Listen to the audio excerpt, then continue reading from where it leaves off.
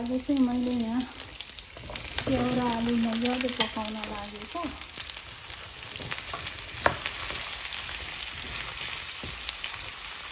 स्याउ र आलुको तरकारी पाउँदैछ है। ल तरकारी च्याउ र आलु रेडी भयो। अब खानको लागि रेडी छु है म साथीहरू। आजको मेरो तरकारी ल खाना रेडी भयो साथीहरू।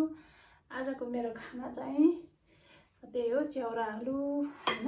छोटो भिडियो बनाएको छु पकाएको पनि, अनि साथमा सलाड भयो। आजको मेरो खाना। अनि पिउनको लागि यहाँ पानी है, पानी रेडी गरेको छु। आज त्यस्तो भेराइटिजहरू धेरै छैन, सिर्फ यस्तै सिम्पल खाना मुकबाङ गर्न लागेको। हेरेर साथ सपोर्ट गर्नु होला भन्दै ल म चाहिँ खाना खान लागेँ है साथीहरू है त। Yummy yummy. अलिकति टेबल छोटो भयो, टेबल त उता पनि छ मुकबाङको लागि। खाएँ ल।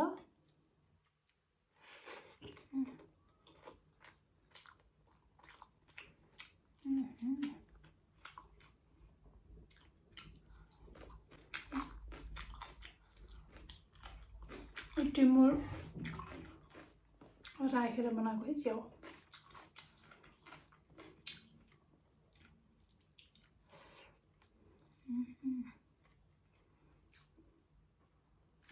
टमाटर, चेरी टमाटर।